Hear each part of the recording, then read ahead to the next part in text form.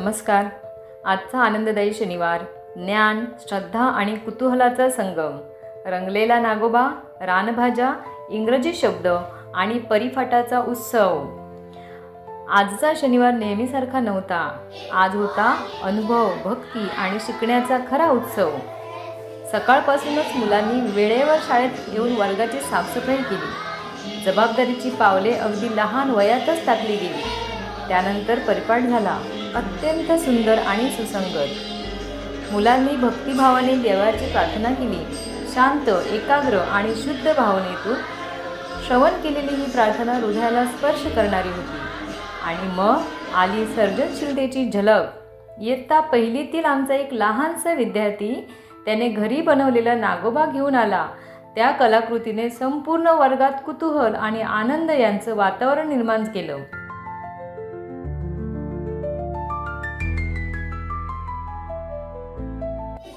शिक्षणाचा खरा जरा सुरू झाला. मुलांनी नवीन पुस्तके चाळली,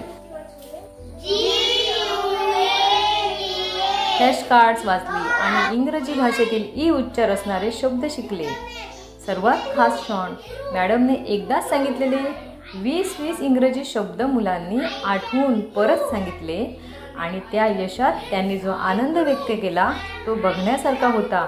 प्रत्येक चेहरा शिकण्याच्या आनंदाने उजळून निघाला.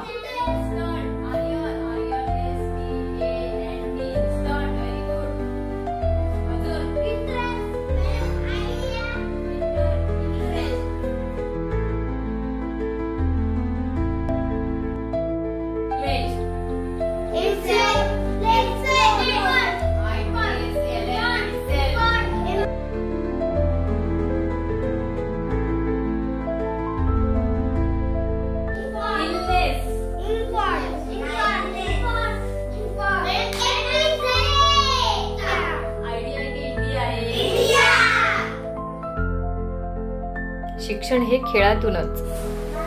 आम्ही मणिमाळ वापरून संख्यांची निर्मिती केली.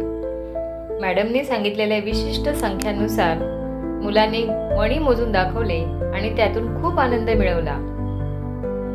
यामध्ये प्रत्येकाला पुढे यावंसं वाटत होतं. प्रत्येकाला या ठिकाणी पुढे येण्याचा चान्स देण्यात आला.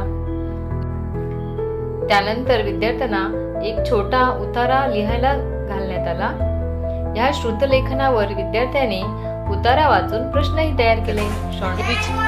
हे संपूर्ण शिक्षण या प्रक्रियेला एक सुंदर व्यावहारिक वळण देणारे ठरले. मुख्याध्यापक श्री जाधव सरांनी शाळेच्या परिसरातील रानभाज्यांची ओळख विद्यार्थ्यांना करून दिली.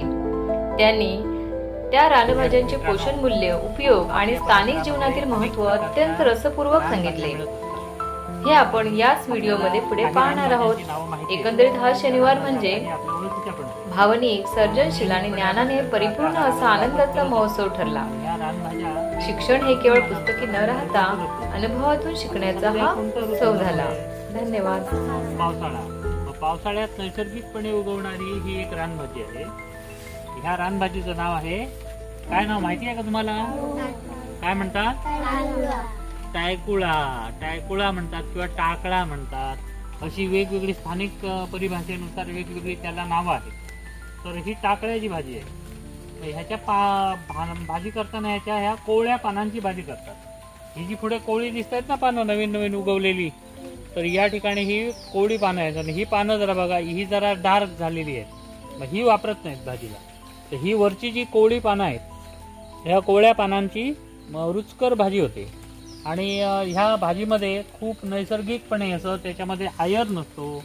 त्यानंतर वेगवेगळे आपले पचनासाठी बघा, आपल्याला फायबर हवे असतात. म्हणजे आपण जे खातो ना, ते चांगलं पचण्यासाठी आणि त्याचं पुन्हा चांगली प्रथिनं, त्यामधून प्रथिनं किंवा जीवनसत्व मिळण्यासाठी आपल्याला भाज्यांची गरज असते. आणि ह्या टाकळ्याच्या भाजीमध्ये मोठ्या प्रमाणात जीवनसत्व आहेत. आणि म्हणून ही पौष्टिक भाजी म्हणून आपण आपल्या आहारामध्ये सीझनल, म्हणजे जशी ऋतुमानानुसार उपलब्ध होईल तसे या टाकळ्याची भाजी आपण आहारात वापरतो. तर छानपैकी हा टाकळा आपल्या परिसरामध्ये सापडतो. तुम्ही घरी गेल्यावर सांगाल की नाही टाकळ्याची भाजी करायला? बरोबर. टाकळ्याची भाजी आईने केली तर कोण कोण खाणार? हां, कारण ही भाजी खूप पौष्टिक आहे. आणि ह्या पौष्टिक भाजीमुळे आपली तब्येत चांगली राहते, आपली रक्ताभिसरण चांगलं राहतं, आपल्याला शौचास चांगलं होतं, कारण ह्याच्यात फायबर मोठ्या प्रमाणात आहे. म्हणून टाकळा ही एक रानभाजी आहे आणि त्या रानभाजीचा आपण नियमित वापर करूया. विद्यार्थी मित्रांनो, आपण आज बघतोय रानभाज्यांची ओळख करून घेतोय. आपल्या परिसरामध्ये अनेक प्रकारच्या रानभाज्या असतात. त्या रानभाज्यांपैकी ही एक रानभाजी आहे. ह्याचं नाव आहे काय? काय? पेवगा. तुमच्या परिसरात हा मोठ्या प्रमाणात आहे. इकडे आपल्या परिसरात तर आपल्या शाळेच्या परिसरात सुद्धा हा उगवलाय. ही एक रानभाजी आहे. त्याला पेवगा असं म्हणतात स्थानिक भाषेमध्ये. ह्याच्या पानांची भाजी होते. ह्याची कोवळी पानं या ठिकाणी बघा खाली असतात. ही पानं जरा जास्त डार्क झाली आहेत ना, ही जून झालीत पानं. तर ही जी वरची आहेत हिरवट रंगाची दिसत आहेत, नवीन नवीन उगवलेली ही 2-4 ही कोवळी पानं आहेत. अशी कोवळी पानं निसर्गतः उगवलेल्या पेवग्याची काढली जातात आणि त्यापासून छान भाजी, जशी आपली पालेभाजी कुठलीही करतात, मुळ्याची भाजी करतात किंवा पालकची भाजी करतात, त्याच पद्धतीने ह्या पानांची भाजी करायची असते. आणि तर आपल्या परिसरामध्ये हा जो पेवगा आढळतो ना, ह्याच्या पानांची जर भाजी होते, परंतु याला फुलं सुद्धा येतात. ह्याची फुलं कुठल्या रंगाची असतात माहिती आहे का तुम्हाला? पांढऱ्या रंगाची छान फुलं येतात आणि ह्या पांढऱ्या रंगाची ती फुलं काढली जातात आणि त्याच्या पाकळ्यांची छानपैकी कांदा वगैरे टाकून आई छान भाजी बनवते, होय ना? मग पेवग्याची भाजी असते ती सुद्धा निसर्गतः रानभाज्यांमधून रानभाजींपैकीच हा पेवगा आहे. त्याच्या फुलांची, त्याच्या पानांची अशी वेगवेगळ्या प्रकारे भाजी केली जाते.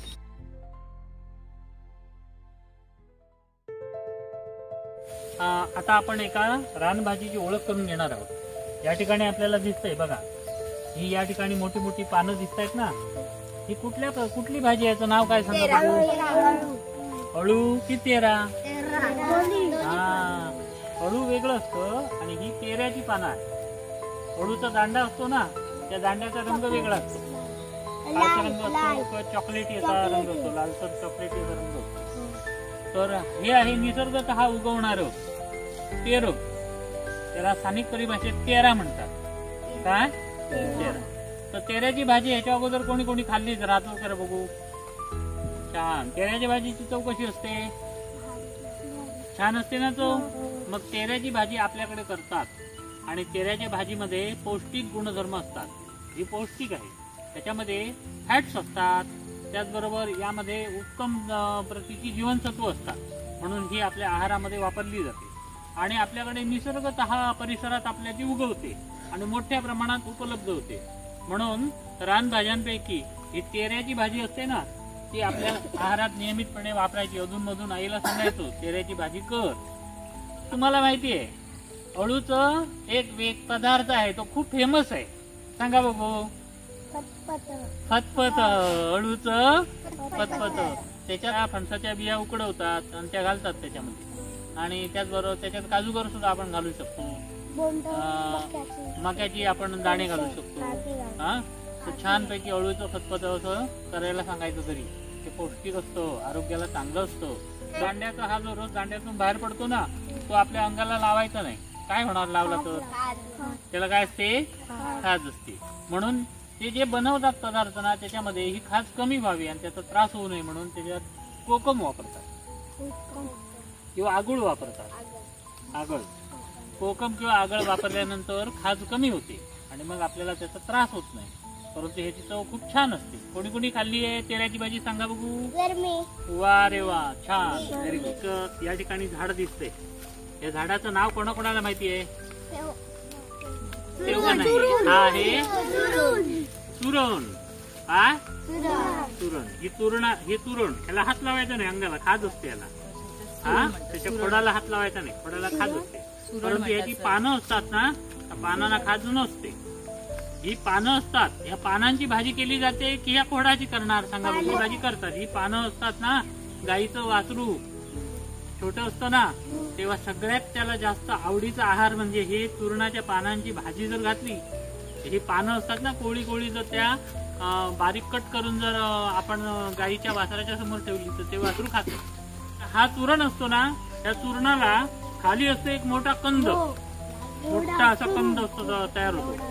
पूर्ण याची वाढ झाली की साधारणपणे डिसेंबर नंतर जानेवारी फेब्रुवारी या महिन्यांमध्ये पूर्णपणे आतला कंद असतो तो पूर्ण वाढ झालेला असतो. त्यावेळेला तो खणतात आणि आतला कंद काढतात. मोठा असतो कंद तो काढतात.